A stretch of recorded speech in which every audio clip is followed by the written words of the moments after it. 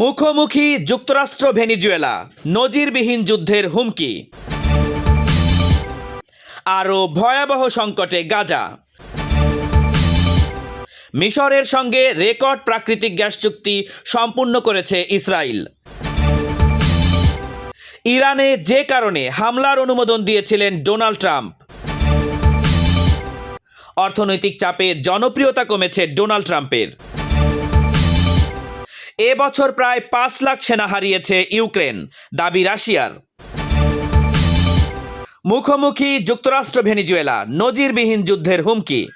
ভেনিজুয়েলার তেল রপ্তানি কার্যত অচল করে দিতে দেশটির সঙ্গে সংশ্লিষ্ট সকল নিষেধাজ্ঞাভুক্ত তেলবাহী জাহাজের ওপর সম্পূর্ণ এবং সর্বাত্মক অবরোধের নির্দেশ দিয়েছেন যুক্তরাষ্ট্রের প্রেসিডেন্ট ডোনাল্ড ট্রাম্প।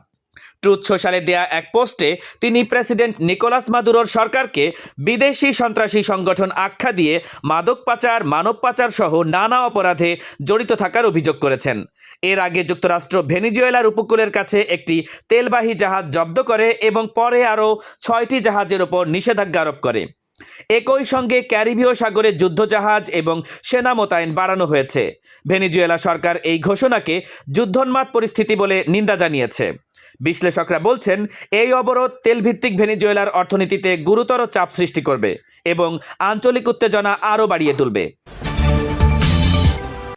আরও ভয়াবহ সংকটে গাজা। শীতকালীন ঝড়ে গাজায় বাস্তুচ্যুত লাখো ফিলিস্তিনির মানবিক সংকট আরও প্রকট হয়েছে। জাতিসংঘ এবং ত্রাণ সংস্থাগুলো জানিয়েছে, তাঁবু, কম্বল সহ জরুরি সহায়তা প্রস্তুত থাকলেও ইসরায়েলি বিধিনিষেধের কারণে সীমান্ত দিয়ে তা গাজায় ঢুকতে পারছে না। অপর্যাপ্ত আশ্রয়ের মধ্যে তীব্র ঠান্ডায় ২ সপ্তাহ বছর বয়সী এক শিশুর মৃত্যু পরিস্থিতির ভয়াবহতা তুলে ধরেছে। জাতিসংঘ জানিয়েছে, ঝড়ে বহু আশ্রয়কেন্দ্র ক্ষতিগ্রস্ত হয়েছে এবং প্রায় ৩০,০০০ শিশু এতে প্রভাবিত হয়েছে। গাজার সিভিল ডিফেন্স এটিকে সত্যিকারের মানবিক বিপর্যয় বলে বর্ণনা করেছে। এই অবস্থায় কাতারের প্রধানমন্ত্রী ওয়াশিংটনে যুক্তরাষ্ট্রের পররাষ্ট্রমন্ত্রীর সঙ্গে বৈঠকে গাজায় নিঃশর্ত ত্রাণ প্রবেশ এবং যুদ্ধবিরতি স্থিতিশীল করার আহ্বান জানিয়েছেন। যুদ্ধবিরতি থাকা সত্ত্বেও গাজা এবং পশ্চিম তীরে সহিংসতা অব্যাহত রয়েছে। ফিলিস্তিনি স্বাস্থ্য কর্তৃপক্ষের তথ্য অনুযায়ী ২০২৩ সালের অক্টোবর থেকে গাজায় ইসরায়েলি হামলায় অন্তত ৭০,৬৬৮ জন নিহত এবং ১,৭১,০০০-এরও বেশি আহত হয়েছেন। মিশরের সঙ্গে রেকর্ড প্রাকৃতিক গ্যাস চুক্তি অনুমোদন করেছে ইসরায়েল। মিশরের সঙ্গে একটি বড় প্রাকৃতিক গ্যাস রপ্তানি চুক্তি অনুমোদন করেছে ইসরায়েল। দেশটির প্রধানমন্ত্রী বেনিয়ামিন নেতানিয়াহু এই চুক্তিকে ইসরায়েলের ইতিহাসে সর্বকালের বৃহত্তম গ্যাস চুক্তি এবং একটি ঐতিহাসিক মুহূর্ত হিসেবে আখ্যা দিয়েছেন বলে জানিয়েছে মধ্যপ্রাচ্য ভিত্তিক গণমাধ্যম আল আরাবিয়া। এক টেলিভিশন ভাষণে নেতানিয়াহু জানিয়েছেন, লেভিয়াতান গ্যাস ক্ষেত্র থেকে মিশরে গ্যাস সরবরাহের এই চুক্তির মূল্য ১১২ বিলিয়ন শেকেল, যা প্রায় ৩৪.৬৭ বিলিয়ন মার্কিন ডলার। চুক্তির আওতায় মার্কিন কোম্পানি শেভরন এবং ইসরায়েলি অংশীদারদের মাধ্যমে মিশরে গ্যাস রপ্তানি করা হবে। একই সময়ে গাজা উপত্যকায় ইসরায়েলের সামরিক অভিযানে ব্যাপক বেসামরিক প্রাণহানি এবং মানবিক সংকট নিয়ে জাতিসংঘ সহ আন্তর্জাতিক সংস্থাগুলো গভীর উদ্বেগ প্রকাশ করেছে। বিশ্লেষকরা বলছে, একদিকে আঞ্চলিক জ্বালানি সহযোগিতা জোরদার করা এবং অন্যদিকে গাজায় চলমান সংঘাত ইসরায়েলের নীতির তীব্র বৈপরীত্য তুলে ধরে।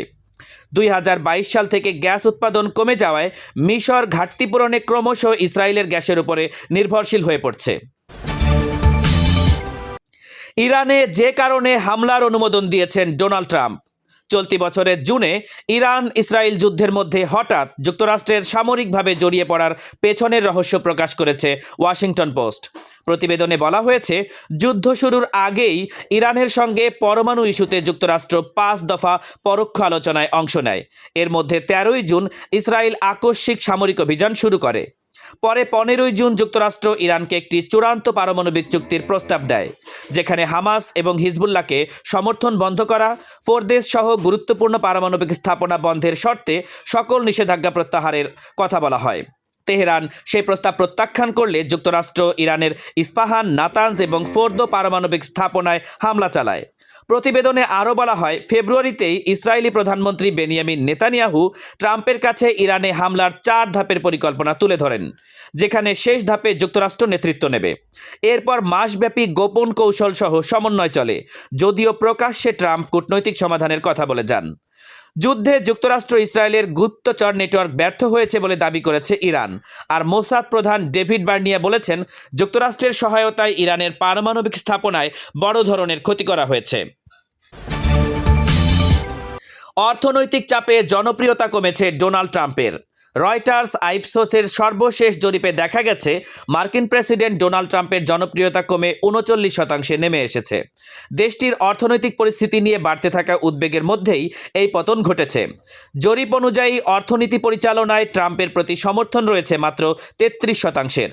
আর মূল্যস্ফীতি এবং জীবনযাত্রার ব্যয় নিয়ন্ত্রণে তার অনুমোদন নেমে এসেছে 27%, যা চলতি মেয়াদে সর্বনিম্ন। খাদ্য, চিকিৎসা এবং বাসস্থানের মতো নিত্য প্রয়োজনীয় পণ্যের দাম বৃদ্ধিতে সাধারণ মানুষের অসন্তোষ বেড়েছে এবং অনেকেই এর জন্য ট্রাম্প প্রশাসনকে দায়ী করেছেন। বিশ্লেষকরা বলছেন, অর্থনৈতিক ইস্যুতে এই জন অসন্তোষ আগামী দিনে যুক্তরাষ্ট্রের অভ্যন্তরীণ রাজনীতিতে বড় ধরনের প্রভাব ফেলতে পারে, বিশেষ করে আসন্ন নির্বাচনকে সামনে রেখে। এই বছরে প্রায় 5 লাখ সেনা হারিয়েছে ইউক্রেন, দাবি করেছে রাশিয়া।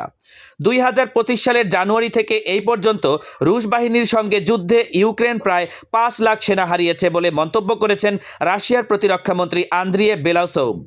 বুধবার রাশিয়ার প্রতিরক্ষা মন্ত্রণালয়ের বোর্ড বৈঠকে, যেখানে প্রেসিডেন্ট ভ্লাদিমির পুতিনও উপস্থিত ছিলেন, তিনি বলেন, এই বিপুল ক্ষতি নিকট ভবিষ্যতে ইউক্রেনের পক্ষে পূরণ করা অসম্ভব।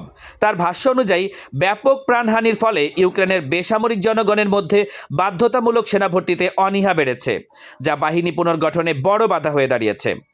বেলাসোভ আরও জানান, চলতি বছর ইউক্রেন 1,03,000-এর বেশি সামরিক সরঞ্জাম হারিয়েছে, যার মধ্যে প্রায় 5,500 ট্যাঙ্ক, সাজোয়া যান রয়েছে, বেশিরভাগই পশ্চিমা সহায়তায় পাওয়া। 2022 সালে যুদ্ধ শুরুর পর ইউক্রেন 18 থেকে 60 বছর বয়সী পুরুষদের দেশ থেকে নিষেধাজ্ঞা দেয় এবং সেনা ভর্তির বয়সসীমা কমিয়ে আনে। সম্প্রতি জোরপূর্বক সেনা ভর্তির অভিযোগে বিভিন্ন অঞ্চলে সংঘর্ষের খবর পাওয়া গেছে, তবে রাশিয়ার এই দাবির বিষয়ে এখনও কোনো আনুষ্ঠানিক প্রতিক্রিয়া জানায়নি ইউক্রেন।